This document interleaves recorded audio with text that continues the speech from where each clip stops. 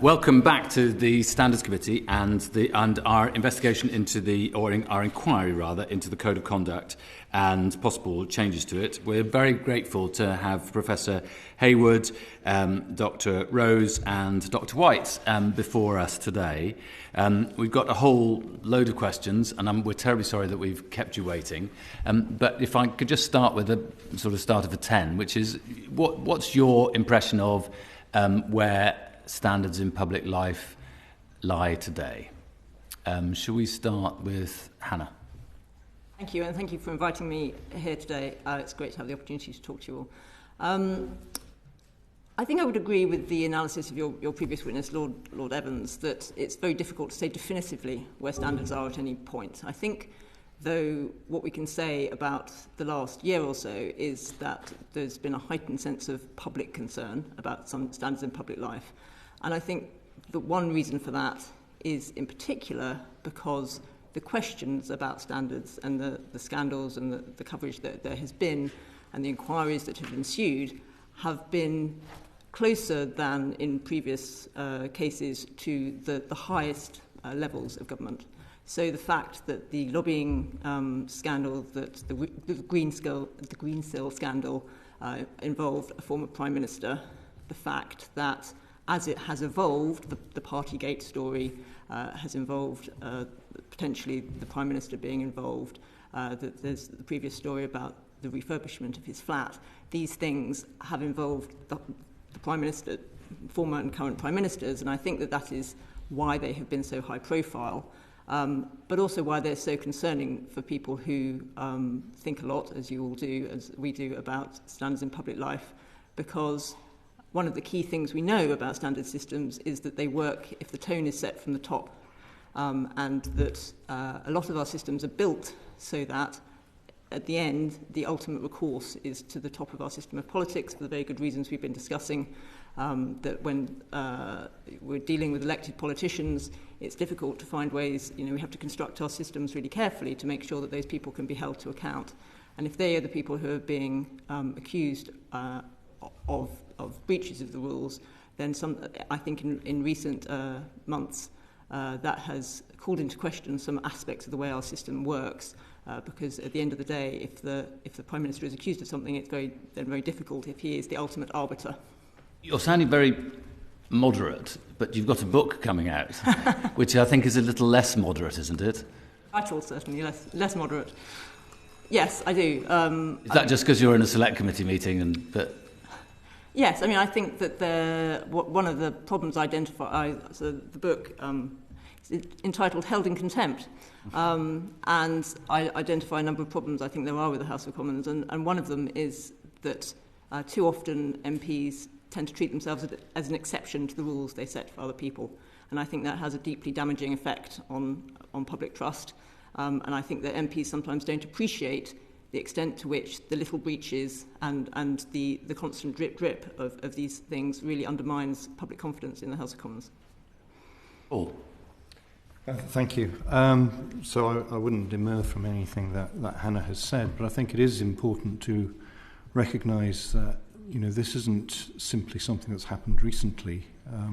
Public perceptions of standards have gone up and down, but have been generally on a declining path for some considerable time.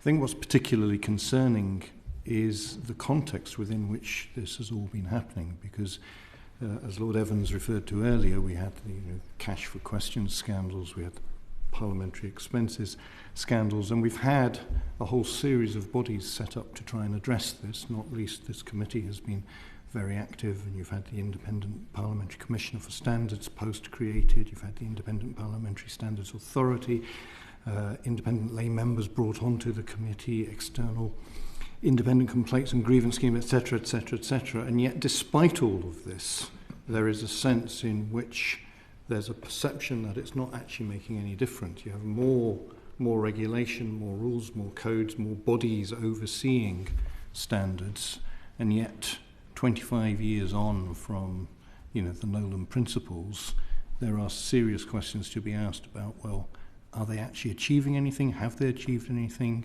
What's going on that, despite the concern around standards, we are in a position where Hannah can be writing a book with the title that it has. So I don't think we are in a unique position here. I think perceptions of standards were pretty much at an all-time low around the parliamentary expenses scandal. I think what is especially concerning and should be of real concern to members of the House is that we're in this position now, despite everything that's been done in the intervening period. To ask the gratuitous question, which obviously follows on, you can be as rude as you want. How many marks out of 10 would you therefore give this committee? So the committee, there's a distinction to be drawn between the way that the committee functions, the questions it addresses, the recommendations it makes, etc., and whether they actually have an effect. So you could say the same thing about the Nolan principles. I would strongly say that Nolan principles look fantastic, but have they actually had any effect? Do they really drive behaviour? Do they affect what people do in their public roles? I think that's a much more open question. We look great, but we're ineffectual. Is that what you mean? Less effectual than... in an ideal world, you wouldn't need a committee like this. Okay. Jonathan?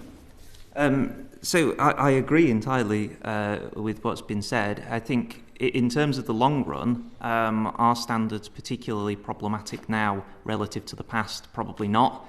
There's somewhat more concern about it. That's a good thing. But certainly when it was revealed everything that was going on up to the expenses scandal, that felt very problematic also. Public concern obviously even a little bit higher there.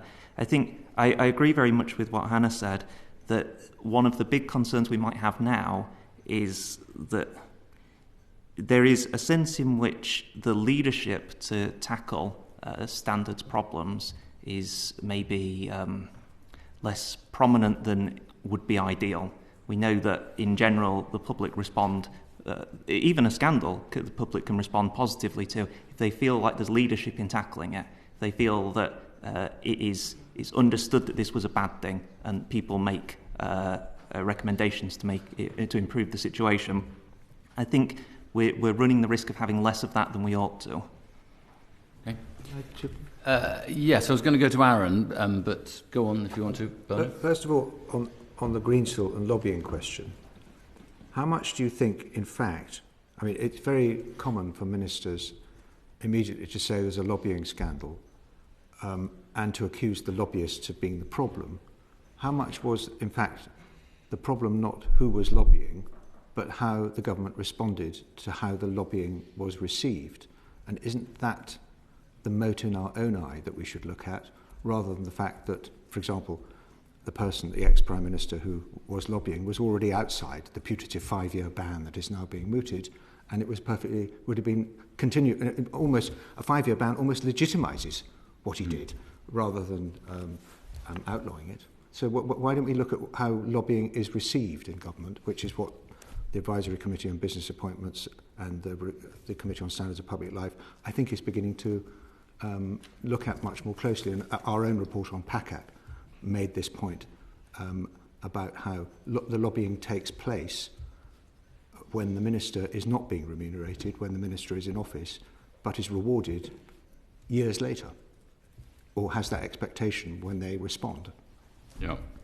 I think that is really important, and I think the thing that the Cameron case actually illustrated was that he hadn't broken any rules that existed, and it was actually that what he had done felt to many people to be inappropriate, but there wasn't a rule that you could point to that he had broken. But I think you're absolutely right that it's not just about the person doing the lobbying, it's also about how that is received in government, how the government responds. Do they respond any differently to somebody who used to be a Prime Minister compared to anyone else who's trying to do something, which I think, it's also important to say, lobbying is really important and we need it. And we, government and ministers and members of Parliament need to be lobbied, because otherwise you won't understand the issues you need to understand to do your jobs. Professor Hayward, you say that 7 principles don't seem to be having much effect. I don't know whether you read the evidence we received from Claire Foster Gilbert from the Westminster Abbey Institute. Well, it's a shame you haven't read that, because it was very different in tone and content from a lot of the evidence we received. What do you think is the reason why this system of regulation hasn't had more effect on the behaviour and attitude of MPs? So I think often when you have frameworks for behaviour in any setting, they've got to be genuinely owned by the people that they apply to. And in order to be owned by the people that they apply to, they need to actually believe in them, understand them, incorporate them into their daily activity. I think one of the problems, there are two dimensions to this. One of the problems is that the way that MPs seem to be inculcated into the importance of the principles and the code of behaviour, etc., is that as you become a new MP, you're told about them, but there doesn't seem to be a systematic way of ensuring that the awareness of and the impact and the lived reality of what they mean is consistently put into place through, some form of training exercise or whatever it might be, discussion, etc. So there's a possibility to receive the code and put it on a shelf and barely refer to it again, which is unfortunate.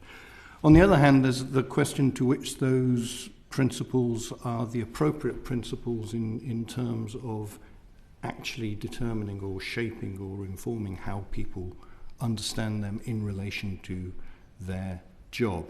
And whilst I completely agree on the separation of the principles from the code of rules, and that's an important distinction to draw, if what people are actually going to interpret from that is that it's the rules that matter and not think enough about the principles, then they're not going to be very effective. So we need to think harder about how to ensure that the principles actually inform how people conduct themselves in office on a music to my basis. ears. And you'll be interested in our next report, won't you, Chairman? Our next inquiry. But on the Dr. Rose, when you refer to the leadership deficit, I presume you're referring to one individual in particular. But how can we address that leadership deficit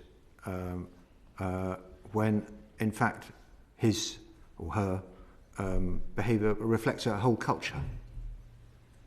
Yeah, I think that's very problematic. That's why it would be ideal were it the case that from the very top down, you would have a very strong sense that standards matter, that accountability matters, and so on.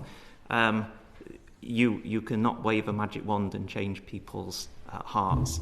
You can, however, I suppose, set an example in your own life, in the committee's life, and so on, as I'm sure indeed you do, and therefore you're doing your bit, as it were. But yes, would that it were different. Andy. Thank you.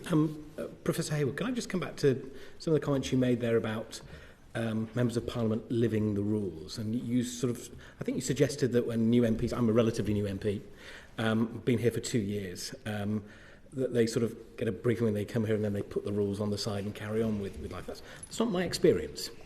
And I just wonder why you said that, because my experience has been, since arriving here and joining the Standards Committee, I have a message probably 2 or 3 times a week from colleagues asking, what are the rules?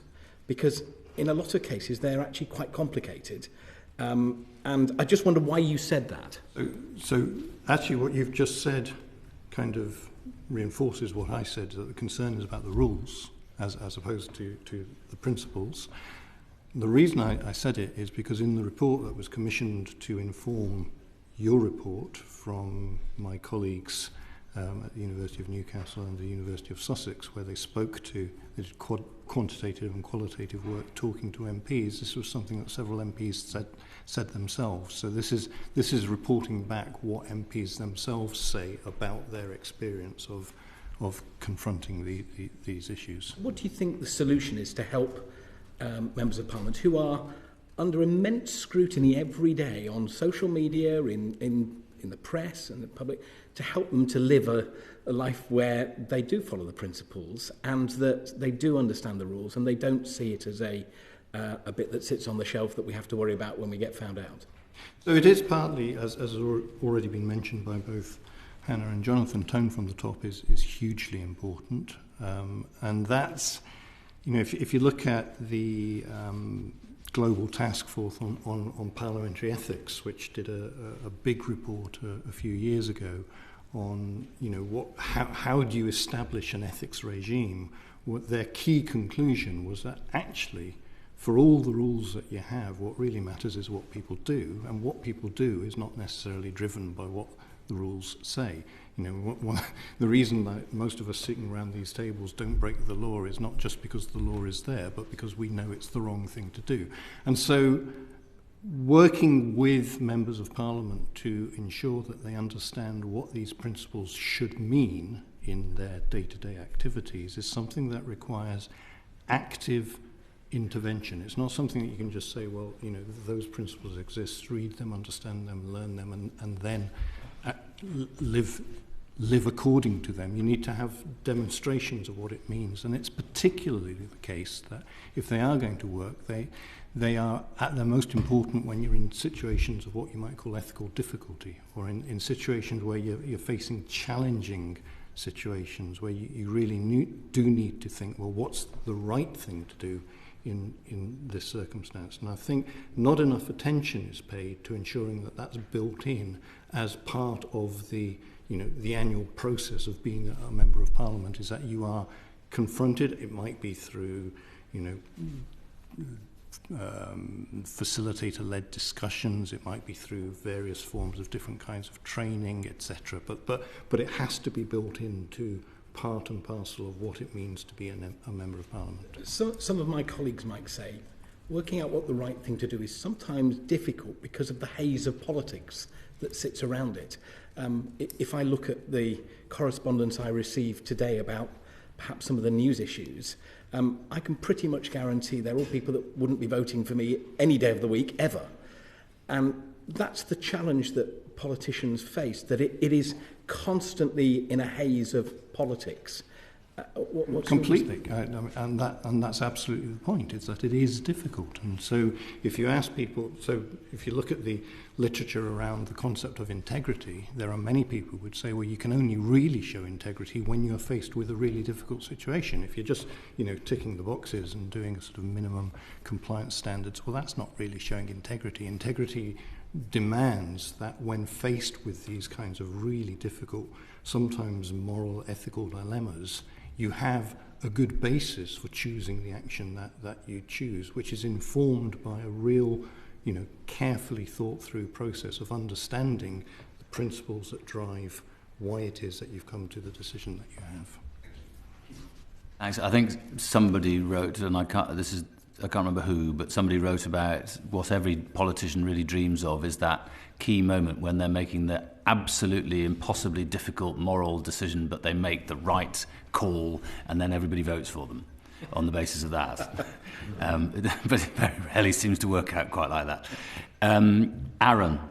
Aaron Midder, I'm a lay member of this committee, soon to be departing. All right. He means leaving the committee. Leaving the committee, yes. He doesn't mean anything else. Self-indulgent comment. Some of you had heard the evidence given by Lord Evans, and we talked about our proposal of the committee to establish a sort of a bespoke set of principles allied to the 7 principles of public life. But we're also proposing a sort of an additional principle, that of currently called respect. But perhaps the name is not as important as the concept of covering anti-racism, inclusion and diversity. Do you feel that that's an important opportunity to develop this 8th principle, particularly given sort of current issues around Islamophobia, etc., and that sort of things? Or do you think, well, actually, no, it shouldn't be sort of promoted so much at this time? I'm happy with Hannah. Would you like to go first? Thank you. I think this is excellent that the committee, firstly, has thought about making the standards in public life bespoke to the House, because that is, after all, what CSPL wanted to have these basics, and then for people to think, well, how does this apply in our workplace? And I think it is brilliant that the committee has engaged with that and for the first time has thought, actually, how does this work in Parliament? So I'm really pleased to see that. I think I heard the previous discussion about the word respect, and I think you're right that the key thing is about the thought behind it rather than the word. My suggestion, if it's helpful, would be that perhaps respectfulness would be a more appropriate with the other, we have selflessness and openness, and if you're reflecting the quality you would like someone as an office holder to display, rather than something which is due, then potentially that might get around it. But anyway, but I don't think that is the main point, which is that actually, I think, particularly in a situation where the House of Commons is not descriptively representative of the country at large, it is really important for members of Parliament to not just hold themselves back from discriminating. So not just don't discriminate, but actually to set an example by actively promoting the practice of anti-discrimination. You can look at the codes of conduct in Wales and Scotland, and they do incorporate in their legislatures something about respect. So just bringing something in to do with that would be bringing you into line with them, which I think would be entirely appropriate. But I actually think there's an opportunity here for the House of Commons to go further and to demonstrate that you as a committee and then the House, if it endorse the recommendation, think that there is a responsibility now that society has moved potentially from when the Nolan principles were first formulated, from a much more sort of hierarchical type of society to a society where we think not only is it right that people have equal rights, but that people who have positions of responsibility and authority should try to actively work to make sure that the playing field is more level than it is, and that, as I say, there's a responsibility to do that, and that's why I think it would be really appropriate to incorporate something like that into the code to remind MPs of that fact. Thank you. Jonathan and Paul, do you mind if I call you Jonathan, Paul? No, it's absolutely fine. I'm happy to go first. So I also think that including respect is a good idea. I guess I think it would have been, in a way, helpful to draw the boundary even wider, because in some ways the discussion of respect in this is very much written from the point of view that members will be respectful to the public. Well, yes, of course they should. And about the way that they'll be respectful, which of course is appropriate too. I think that it could have gone broader in terms of trying to set an expectation of a tone as well, both within the House and outside. So I was doing some research a few months ago, and immediately, like 3 days before and 3 days after, by accident, the time when Sir David Amess was tragically killed. And what we saw in that window was trust, particularly in Conservative MPs, increased dramatically. And it wasn't just a rally around the flag effect. It's not, oh, we trust everything in public life now. It was quite specific and focused.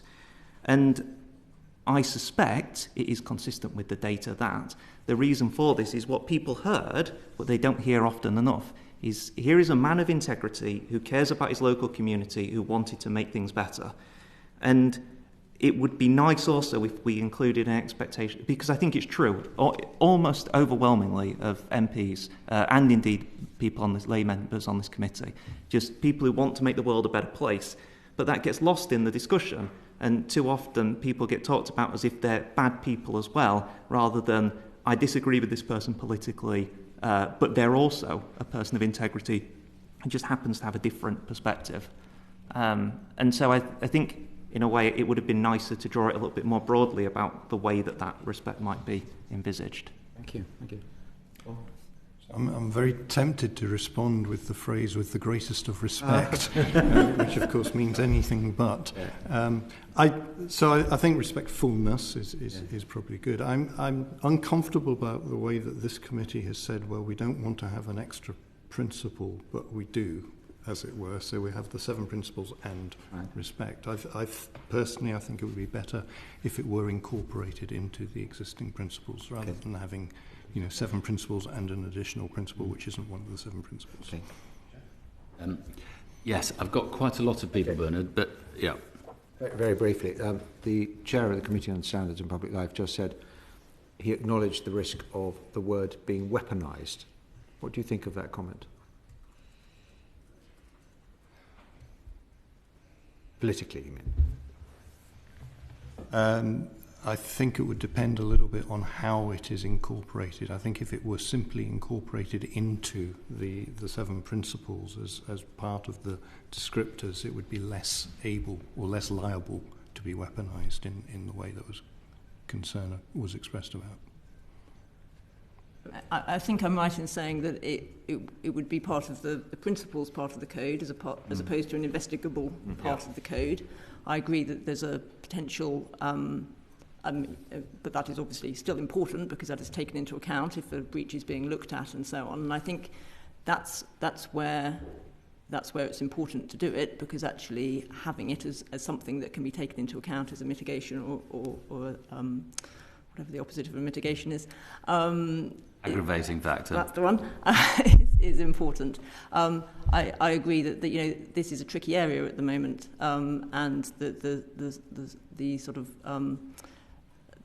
it's a politically difficult area, but as in so many things, that is why the House of Commons needs to make a positive decision about it and decide what the situation is, what you think the right thing to do is, and do it, rather than to decide not to, because I don't want to curtail people, but I'm conscious that we spent 25 minutes on this first bit and we've got quite a lot more to do. But unless, Jonathan, you've got something dramatic. I'm happy to endorse what has been said. Fine. Bernard, can we go on? Yes, please. I asked a very short question. Yes, you're the next question as well. Yes, the Committee on Standards of Public Life now believes that we should replace the adjudication of the Standards Committee with something like the IEP, and he also accepted that there might need to be some knowledgeable input into the deliberations on individual cases by people who really understand Parliament rather than just legal jurists. What do you think of that proposal? Paul, shall I go? Part of the issue, I think, is where you start from. So if you were starting with tabula rasa and you wanted to create a system that worked to reflect the particular roles of members of Parliament, then I'm generally of the view that you wouldn't want an entirely independent group, because I think it's important that you do have people who understand what the job is and what the pressures are when it comes to adjudicating on standards. The difficulty is that we are where we are in terms of public perception, and so whilst we have such concern at a public level about the way that standards are currently being upheld within Parliament, then having the phrase of marking your own homework types of processes is one that is difficult to persuade members of the public is entirely appropriate. So there's a strong argument for supporting what the Committee on Standards in Public Life has suggested in regard to moving towards greater use of independent body to investigate or to adjudicate on these kinds of issues.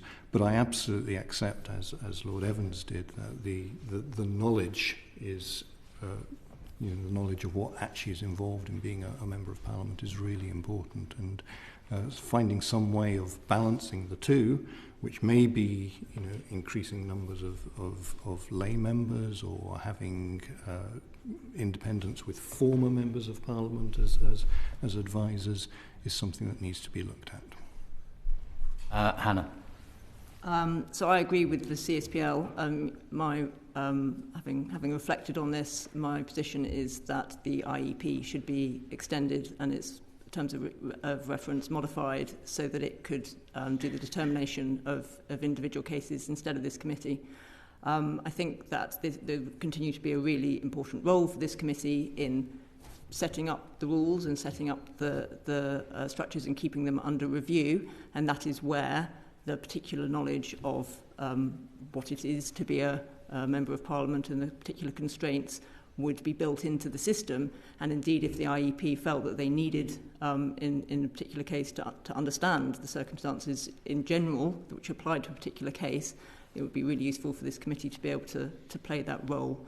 But I think for the reasons given, it's not the same. I don't think this committee is not in the same position as the GMC, because there are tens of thousands of doctors, and the chances of the doctors who sit on the GMC knowing the ones who are being where a case is coming before them are very small.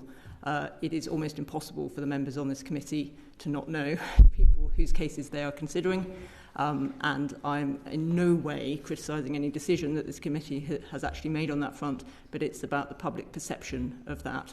And the politics and the personal relationships just undermine confidence in the system. And a very high-profile case like the Owen Patterson case, where there was nothing to do with anything this committee did, but the fact that when it came for discussion in the House, it was very clear that members had difficulty distinguishing their personal and political relationship from the facts of the case which had been laid out in this committee's report, just has enhanced, again, I think, public mistrust of the system. So I think we are in a position where we should move to complete independence. The last case is an argument for saying that the House shouldn't have an amending role, isn't it? And it should be the same as the IEP, that once it's gone through a process. So you could have the Standards Committee still adjudicates on stationery and issues and things like that, but then an appeal process goes through the IEP, and then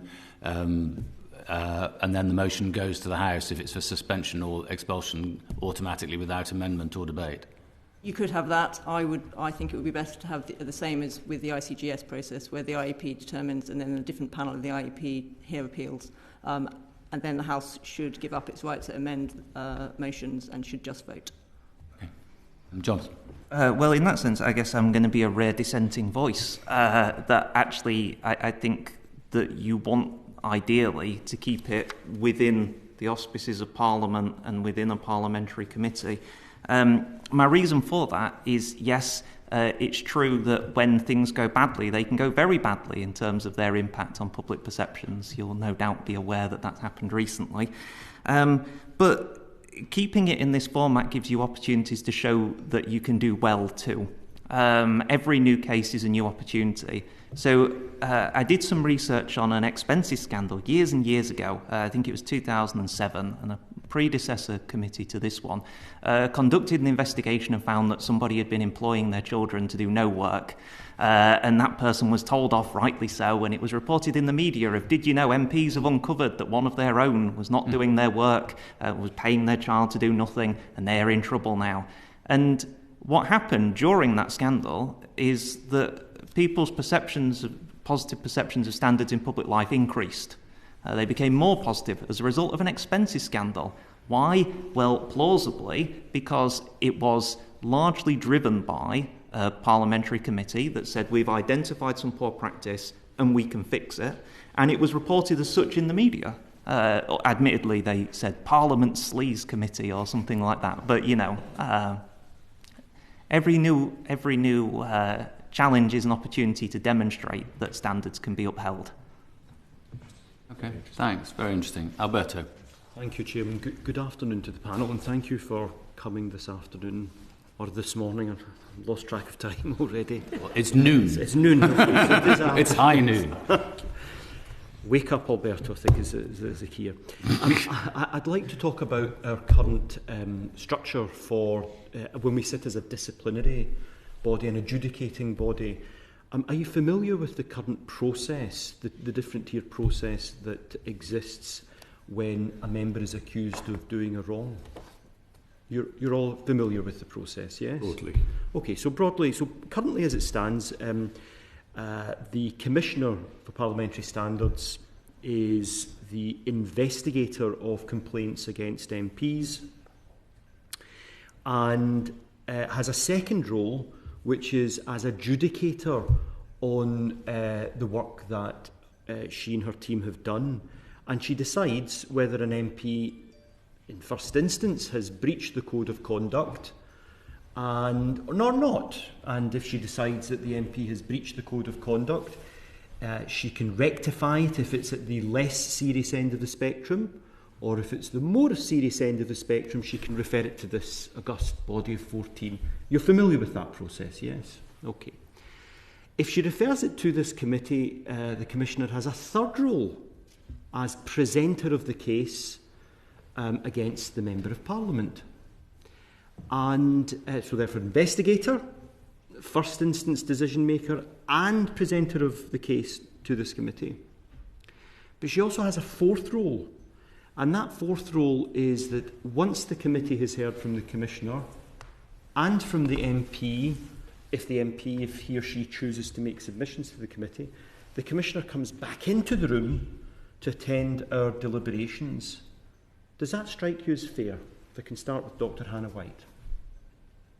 I think I'm right in saying that in that final instance, she is there to advise you on the rules, rather than to participate in any way. So I think, given that she is an authority on the rules, that is normally helpful to the committee. But is the answer yes? Then yes. Thank you. Is that the answer that your colleagues would also give? I would, yeah. Okay, so can I just give an analogy here? All three of you are employees, 2 of you are employed by a university, 1 by the Institute of Government. I like to personalise discussions to make them a bit more real. So let us say, for example, that a complaint is made against each of you that you have misused stationery, that you've taken stationery home and you've misused it repeatedly. And your HR manager investigates the complaint against you and decides that you have, in fact, appropriated company or university property, and presumably your employment contract will have a panel of usually 3 or perhaps 5 individuals, and presents the case against you to the panel. Would you expect that person to be able to come back into the room without you being present during deliberations? You would all 3 of you say that that's in accordance with the principles of natural justice? Yeah, I would see in that circumstance the person being there in a professional capacity rather than making the decision. So, yes. Yes. The 2 of you agree that that individual being present is entirely in accordance with the principles of English natural justice? Well, if the person were the equivalent to the Commissioner, which is a very particular role which has been created for a specific set of purposes. I mean, certainly in my university, I don't know about Jonathan's, we don't have the equivalent of a commissioner, so it's not really an analogy that quite works in the case of what would happen. I appreciate that. It's the best analogy I can come with in trying to personalise, given that we're not employees as MPs, but you are. But I'm interested in, on record, all 3 of you have said that that would be quite appropriate for the person that's investigated, the person that's adjudicated, and the person that's presented the case against you to be in the room during deliberations. All 3 of you, on evidence, testify that that's acceptable. With the proviso that they're there as an expert to advise on legal questions or questions of the rules. Now let me ask, in a situation like this, if you were presented with a complaint against you, would you have a right, usually in your employment, and you'll know your employment contracts, would you have a right of appeal?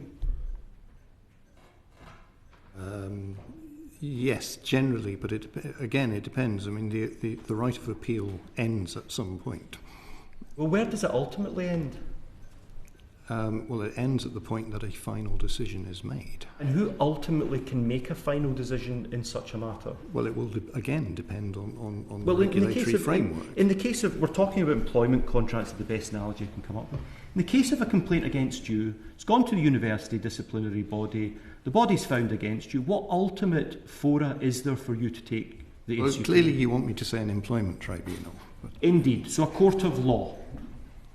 Are you aware that MPs do not have that opportunity? That we're the only citizens of our country not to have the benefit of a court of law to adjudicate on a disciplinary matter?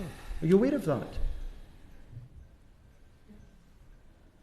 And you don't think, in your evidence to this committee today, you don't think that there ought to be a system as fair and as transparent as possible, given the lack of an MP's opportunity to go to a court of law? Is that the evidence you're giving to this committee today? I have said that I think that there ought to be an appeal mechanism to the IEP reconstituted. So can we just look at that? What should the appeal mechanism include, in your opinion?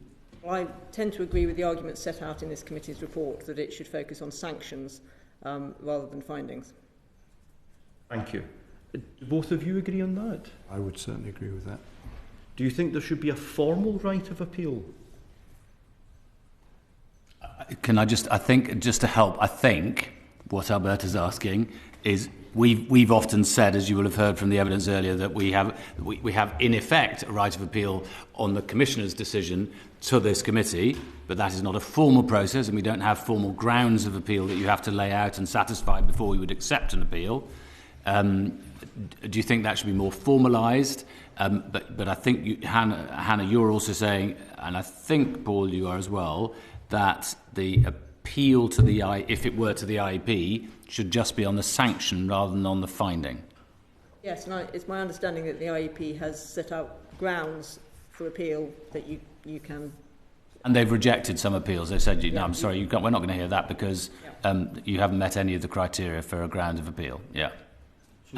Sorry, Chairman. Yeah, no, I'm just trying to drill down. I'm really happy that you've testified that you don't think, you've put your own names to this, evidence you don't think there is a breach to natural justice by having the investigator. But I think they just disagree with you. No, indeed, and I just want to emphasise the point, because this is an open forum, and I'm being given the opportunity, an open forum to get three professional people to put their names to the fact that they don't see anything wrong with an investigator, a first instance decision maker, a presenter of a case against one, being in the same room to the exclusion of the person that's been complained against during the deliberations.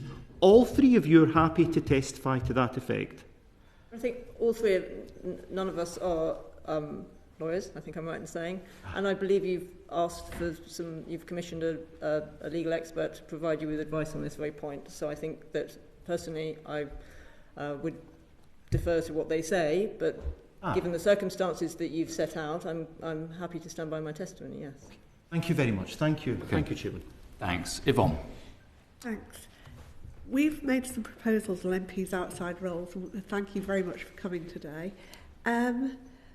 What issues do you see with the proposals? And there's been a lot of discussion about reasonableness and how we would define that. What are your views on that? Could I start perhaps with Paul on that? Well, I don't want to entirely rehearse the discussion that you already had with Lord Evans. I think, reasonableness is a very tricky concept to actually pin down in terms of what does it mean in black and white on paper when it comes down to it. And I think it's absolutely right that there is a public expectation that members of Parliament's primary duty is to serve as a member of Parliament. If their outside interests or their outside employment or whatever it is taking them away from being able to do that for extended periods of time, then you would quite rightly have a concern that they can't possibly be doing the job as a member of Parliament quite as assiduously as you would want. And therefore, it comes down to, well, what is appropriate and what is not. The black and white way would be to say, well, no outside work at all. And I think there are arguments for making that case. I'm not sure I would want to go that far myself, but I accept that you could make quite a strong case for saying, well, if you're elected to be a member of Parliament, that's what you do and you don't do anything else. But if we are going to accept that there is virtue and merit in having some outside interest for whatever reason, then there does need to be some sense in which it doesn't so dominate your life that you can't perform your role as a member of Parliament. What does that mean in practice? I don't think we can we can't pin it down in a way that is either driven by income or by hours. It's got to be something that a reasonable group of people would agree to. So I have a lot of sympathy with the difficulty of this task that the House has set you. The House has agreed that it wanted you to look at how to give effect. No, it's rescinded that. Has it? Yes. When did that happen? Wasn't that the motion that was rescinded? So did the House not agree with the CSPL? Oh, the Opposition Day motion. No, you're right. Sorry. Apologies. So I think agreed with the CSPL recommendation about reasonable limits. So that is the task that's been given to you.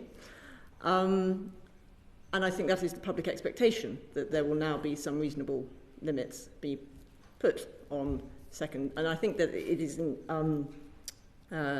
inherent in that there has been acceptance that there is value to outside jobs, but that the second job should not be the job of being an MP, it should be something additional.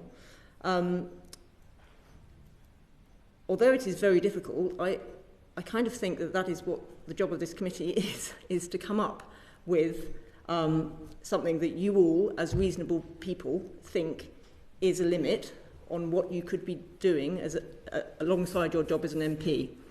And whether, as Lord Evans said, that, I mean, I think it's easier to do it with time than it is with money for all the reasons that were rehearsed. And, if you believe that is 10 hours or 20 hours or 40 hours a week, that it is reasonable for someone to be able to be doing on top of the job that their constituents have elected them to do and that the public purse is paying them to do, then you should say that and ask the House to endorse it, and that is a rule that can be followed. And what do you think that should be then? I think I would say 15 hours a week on average over a 3-month rolling period or something like that. Now, rules can never cover every instance. I agree with what's been said about professional qualifications. So you may want to also set some exceptions to the rule. Bernard Jenkins was raising the issue of reservists or these sorts of things. I mean, it may separately be the case that you say to MPs while you're an MP, we don't think it's appropriate to do certain things which would take you out of the House for a long time. Maybe MPs shouldn't do jury service or whatever it is. But I think you set a rule and then you iterate it, and you find the case law. You find things that come up and cases that need to be considered, and you would ask people to keep timesheets, which I don't think is unreasonable. There's something in your report which says some MPs would find this onerous. Well, I'm sorry, if they have time to have a second job, they have time to fill in the timesheet. And then if there was a complaint, then they would submit those timesheets. We're keeping timesheets of both the work that we do as MPs and the time that we... just the remunerated outside employment, because that is the thing that really, I think, concerns people. And if you're willing to do something externally that you're unremunerated for, which you really feel enhances your role as a Member of Parliament, then that should be recorded via a contract, as you've also recommended, that could be recorded. So if you run a family farm, you've got to keep a timesheet of the hours that you spend lambing or whatever. Yeah. Would you say that people should have to ask permission from whoever before they took on the outside role? I don't know to what extent that is feasible. I mean, there's always a sort of reasonableness for the work of the Commissioner alongside everything else. I think that's why you say people have to obtain a contract rather than always have to lodge it with the Commissioner, and then every time something changes in the contract, they have to, that would create a very bureaucratic system. We obviously do have a system with ACABA where if you want to take a job after you've left public life, you ask permission. That has no teeth and therefore no effect, but there are precedents for that. That could be one way of doing it. So I struggle to see the argument against the complete ban on remunerated outside interest while someone is an MP. MPs earn over 2.5 times what the average person in this country does at an absolute minimum. Is it not reasonable to say in that time that someone would be only an MP, that you would give up your other outside interests? It says in the report, and I agree entirely, that most members work long hours, often 7 days a week, but the demand for their help outstrips their ability to supply it. And so it's completely reasonable that they would say, I'll take some cases and not others, I'll triage you to this, but I won't deal with it myself. Completely reasonable if you say, I'm doing as much as I can. I'm not allowed to take outside remunerated work, with actually one exception, in my contract, unless I specifically ask for permission first and I convince the university that it will have no impact on my ability to service my contract, which is also open-ended. It just says I will do as much work as is necessary to fulfil my tasks. I just find it so completely reasonable to say this. Like, sure, I've come here today for free, because I think this is important. So, of course MPs should be able to be attend outside bodies and things like that just for free. They're getting paid enough already as MPs. I find it completely reasonable to take this view. Would you make an exception for, given that an MP's average length of an MP is 8 years, would you make an exception for people keeping up professional qualifications during that time? It gets very difficult. There was a new article out today, which you no doubt will not have seen, but it was saying that for dementia patients, if they see the same GP repeatedly throughout their care, they have much better standards of care. Well, then I find it challenging to say, oh, well, someone should be able to work as a GP for half a day a week, because dare I say that they will not be as good a GP as they would otherwise have been were they full-time. They will not be able to keep up with the current literature and so on, so they will be worse at that job, while simultaneously be worse at being an MP. I understand things like professional registration, but Parliament is a sovereign body. It has the ability to carve out exceptions and then to justify those to the public. I see no reason that could not happen, that you could carve out specific exceptions for during the time someone is an MP, and then maybe also provide help and support to get them back to such a career afterwards. Thank you. Bernard. Do I understand, Dr. White, from your proposal that every MP, if they have any outside interest, they should keep a timesheet? What I said was remunerated employment. Right. So I think you have to think carefully about being on a board or owning a farm. Or it would be okay if, would you have to keep a timesheet on how many hours you spent writing your book? Are you talking to? Well, I'm just asking, hypothetically, would an MP have to keep a timesheet if they were writing a book? Yes, I think they could say, this week I spent 3 hours doing that. Yeah. Would they have to keep a timesheet for, if they had a portfolio of investments, they'd have to keep a timesheet on how much time they spent supervising their investments? I haven't. I was talking about employment as opposed to... Oh, right, okay. Because I think there's this distinction between employment and other remunerated outside interests which generate income from an MP, which seems rather invidious, that rich MPs therefore get an advantage over poor MPs. Poorer MPs can't have outside interests, but rich MPs can use their wealth to give themselves an advantage. That's already a problem in politics. I would submit that makes it worse. Wouldn't you agree? I do agree, but I think the fact that this is difficult and that you can think of lots of exceptions doesn't mean that there shouldn't be a rule which will cover quite a lot of things which cause public concern. And I think that where the difficulties are, then that is what you need to put your collective brain power to addressing. Yeah, okay. Professor Rose, in terms of what an MP does, how much time do you think a Secretary of State running a busy department has left to be an ordinary MP?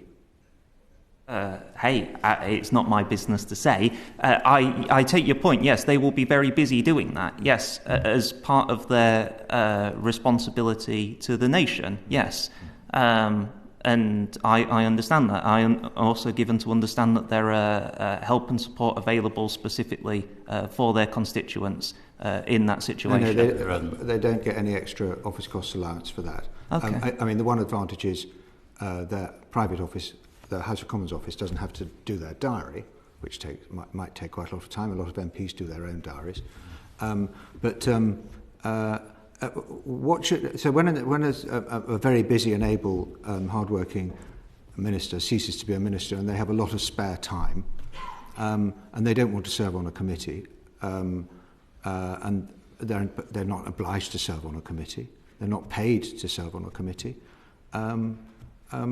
why would it be so invidious for them to use that time to supplement their income, given that as a retired minister, they've just lost a lot of income because they're paid extra to be a minister. Yeah. That's an extra job. It's regarded as an extra responsibility. All I'm saying is that your own report says that MPs have a higher caseload than they are able to service. And in that situation, if I am a constituent, I'm okay with my MP being a minister on the understanding that they're serving the whole of the nation and therefore also me. And sometimes I understand that I might come a little bit further back in the queue. Now, am I happy with exactly the same situation if I come further back in the queue to a remunerated interest? No. And I think a lot of the public would not be either. My last question. why is it not in the public interest for Parliament to be able to retain people who would otherwise leave politics with their considerable experience and their depth of knowledge and their expertise and their expertise they gain from their outside employment, like a barrister or a doctor? Why would it be good for the public interest for Parliament to lose those people? Well, of course, you would still have people with that experience who would come into Parliament to do that. There are only 650 MPs. There are more than 650 professional people in the country. Yes, but while some may leave, it does not seem to me very difficult to replace them with people who would also have experience. But you'd lose a lot of your experienced parliamentarians. Maybe that's a good thing. There are situations in which turnover is a good thing, yes. Okay. Alberto, if you could be quick, that'd be great, because we've got quite a few other things to do in the next 10 minutes. Thank you very much. I'm genuinely very grateful for all three of you being here, giving evidence. I've got a couple of questions. Firstly, to Dr. Rose. Dr. Rose, you said that your own contract of employment precludes you from doing secondary or tertiary forms of employment. But is it not the case that Britain is blessed by hundreds of university and thousands of academics in those universities, from the field of politics, your own research area, to science, to medicine, where academics do in fact do secondary, if not tertiary roles, which gives a great benefit not just to the university establishment, but indeed to wider society and to our economy. Are you arguing that all those academics should stick like yourself just to their one job? I'm saying that we in general, academics do a lot of this for free. So where you see people on these other bodies and things, they are usually, not always, usually doing it for free. Where they are not doing it for free, in general, at my university at least, they will have supplied the university ahead of time with the contract. It will say, I am intending to work this many hours, please may I have permission to do this. The analogy might be, say, someone coming to this committee and saying, hey, I have an employment contract which says that I will work no more than 10 hours and this is all the conditions of it. Please, may I have permission to do so? Maybe that would be reasonable. Thank you, Doctor. So, all those wonderful academics that prepare and present brilliant documentaries on the BBC, or those fantastic scientists that produce vaccines and run businesses liaised or in partnership with universities, all those thousands and thousands of academics generally do it for free. That's your evidence today? No, I'm saying that a lot of the people who do the kinds of roles that come up in public life often are doing it for free, as indeed I am doing this for free right now. I was working late last night in order to free up the time to come here, and most of us are happy to do so. Yes, there are some roles which are far greater in terms of time commitment. These will usually be remunerated, yes, but it is my experience, it might not be true in every university, that in every case the person will have specifically negotiated with the university to say, I will not be doing this work for this time, so do not pay me, but I will be doing this work instead. They will have got agreement. I don't think it's a competition between academia and Parliament for having more outside jobs or remunerate. And incidentally, just Sir Ernest Ryder, who is doing a piece of work for us, is head of Oxford College, and he had to get permission of the two senior fellows, I think, to be able to do the work for us. Political risk. Thank you, Doctor. Sorry, Chairman. One final question to Dr. White, which is, Dr. White, I come from a legal background where timesheets as they used to be, it's now all done through apps and computer. Have you ever done any employment where you're required to account for every minute of your working day? No. Thank you. No further questions, Chairman. You make it sound like we're in a court of law. It's not to perhaps it ought to be. Oh, shush! It's not a cross-examination. Can I just, for the record, because there are some things that we proposed which I'm suspecting you might agree with, but just to make sure that we get that evidence down. Do you agree with our proposals to change the lobbying rules, extending the time period to 12 months, clarifying the serious wrong exemption, and requiring MPs to have a written contract excluding lobbying? Just, do you want? There's probably a yes/no. Yes. I think for all of you. Well, yes, but I would go further. Go on then. So I think the 12 months could be extended to 2 years. Okay. I think it's absolutely essential that the contracts are written and set out explicitly what is being done. And I think lobbying is perhaps the area which is doing most damage in terms of reputation of members of Parliament and the institutions. And it's something that you really need to ensure is managed more effectively going forward. So I think those would the recommendations would be an absolute minimum. And so getting rid of, for instance, the difference between initiating and participating. Yeah? Yes. Yeah. Okay. Thanks very much. Alan. Thank you, Chair. We are seeking views on removing the exception in the guide that members do not need to register benefits received in their capacity as a minister. Do you think we should be increasing the transparency of ministerial interests through the House Code? Or is it better to have a sharp distinction between the House Code and the ministerial code regimes? I think it's the committee is completely right that it's wrong to have different requirements for ministers and for MPs, and for indeed those to be more onerous for MPs than for ministers. And I think if you look at this from the point of view of what is the purpose of this, the purpose is for the public to be able to have confidence, to understand what the interests and benefits and hospitality and so on that someone is receiving are. And therefore, my inclination would be that the House ceases to have an exception for ministers, so that ministers' interests should also be covered in the House's code. I think that it's the government has a long way to go in terms of transparency for ministerial interests, particularly in terms of timing. The Institute for Government did some research on this last year and found some very also sort of the government not meeting its commitments, which are already much slower than the House's requirements in terms of speed of registrations. And also, I think there was a point for 9 months where the ministerial register of interest wasn't actually an accurate list of the members of ministers. Yeah. And, some cases where, the Ministry of Justice hadn't reported for 330 days and so on. Also that the transparency is very poor in some departments. So, that the Minister for Business had a meeting about business is not really very elucidating to the public. So there's a long way to go on the government side.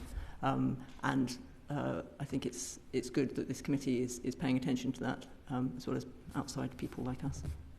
Thank you. Professor Hayward? I would endorse all of that, but I'd Go a bit further. I'd go a bit further in that you have in your report comments on the form in which this information is accessible. That's a key part of the transparency. If the transparency is that these things exist, but it's actually very hard to interrogate them, then I think there's a real failing. I think it's unfortunate that you can find out much more about what your MPs do through something like They Work For You as a website than you can through the official registers of interest. So I think the point that is in your report, that these things should be made available in structured open data format, is essential, and it really needs to be done, and it needs to be done urgently. We're very cross about it, aren't we, Rita? We are about transparency. So it's completely clear to us that in the context of the review of the code, that there is a clamour for more transparency. And it's like moving a mountain to achieve that within these 4 walls. And the TV. Jonathan? I'm happy to agree with what's said, and indeed with your conclusion in the report that this needs to be better, it needs to be more transparent, and also that this information needs to be linked up correctly, particularly to allow it to be machine readable, because we'll only get good research when you can pull in all of this data and look at it in a properly structured format. Yes, and just the point that I made to Lord Evans earlier, this issue about, so the Prime Minister, quite rightly, was only registered his holiday with Lord Goldsmith's, at Lord Goldsmith's property through the ministerial process, because he received that in his capacity as a minister, apparently, but the other element of the same trip, which was staying using the VIP suite at Heathrow, he registered through the House of Commons. What's your feeling about that? I think bonkers was the official designation. Yes. Lord Evans was completely correct in that. Yes, that needs to either be that one can make a decision about where it gets reported, but the reporting standards are functionally equivalent, which would be fine, or that it could be reported in both places with a note that it was sort of with an asterisk. And timeliness has to be key as well, and also the amount of detail, because you have to provide more detail to the Commons than you do anywhere else. Yeah, to bring those in line so that a member of the public is able to relatively easily find on the same basis what a minister is doing versus what an ordinary MP. And registrable interests on the ministerial register, as I understand it, sort of lapse after 6 months, so then don't even, if they haven't been published, then they don't even ever get published, which seems curious. It feels like a weakness, yes. I think that was an understatement, wasn't it? Right. Alan, had you finished? Fine, thank you. Yeah.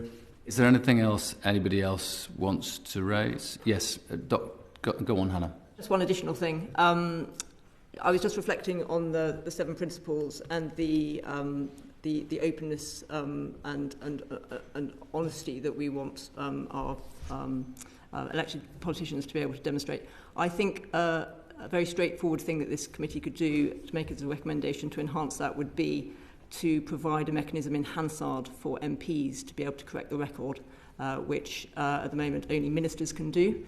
And it seems to me really inconsistent that a shadow minister, having made a statement, cannot correct the record, and only a minister can. And I think that some of these small things are really important. I think truthfulness is a big deal right now for the public, and I think that would be a helpful recommendation. And what do you do then? I'm about to open a can of worms.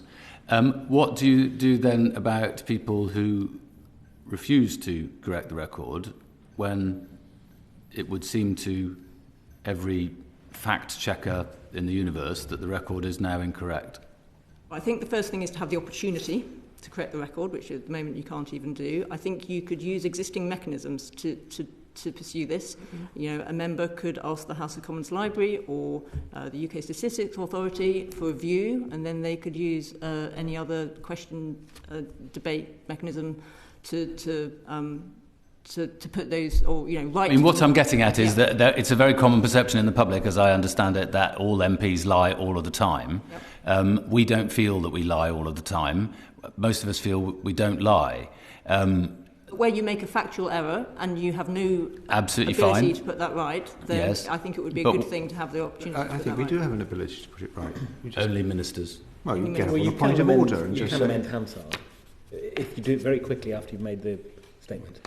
Yes, you can do that, but yes, no, that is true. You can go up to Hansard and sort of correct it timely. That's only a mistranscription, isn't it? Yeah. That's well, actually, I meant to say something. Or if you can misspeak and you can say, I named the wrong body, I meant this body, and they go and put in the right body, because otherwise the speech doesn't make any sense. Yeah. But if I have misled the House, I would expect to be able to correct the record, and I would correct the record as a backbencher.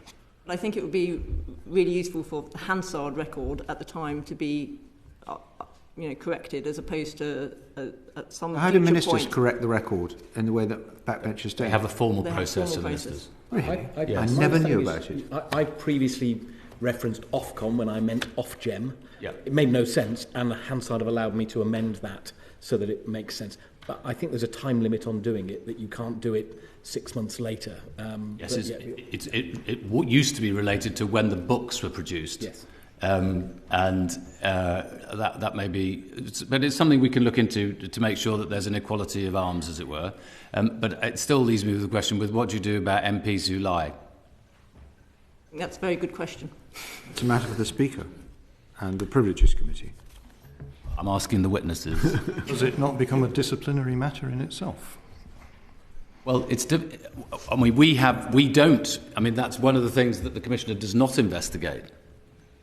But perhaps they should. This is if the circumstances are created whereby somebody who has said something that is factually wrong and has been challenged on it and shown to be factually wrong, if they then refuse, or as a point of bizarre principle, to accept that they should make an amendment, then that would be the circumstances in which it could become a disciplinary matter. I mean, we'll ask the Commissioner about this tomorrow, but I suspect she might say that's all she would ever end up doing, because that's what all the public write to her about is such and such lied, quite often there are two truths. Well, you ended up with 4 Gospels, didn't you? And they contradict themselves.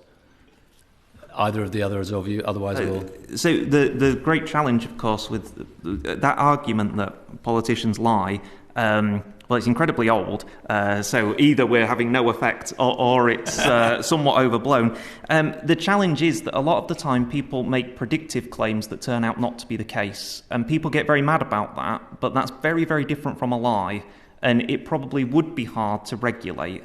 So somebody says the economy will grow by this much, and it turned out 6 months later that was untrue. Well, the world changes. Regulating honesty is extremely difficult. I think there are narrow cases where you can say that is factually incorrect. You have said it is this number and it is not according to accepted standards. That will probably be extraordinarily rare. So you're going to end up rejecting a lot of things. Doesn't the Office of National Statistics fairly regularly tell ministers that they've inappropriately used statistics? Extraordinarily rare then relative to the number of complaints that there would be. All right. Hannah, unless you've got anything to add to that conversation, I think we're very grateful to the three of you for being with us and for being late, and we've taken so much more of your time than you anticipated, and I look forward to seeing it on your timesheets. Sorry, that was naughty of me, but seriously, we are very grateful. Thank you very much for your time. Thank you very much. Order.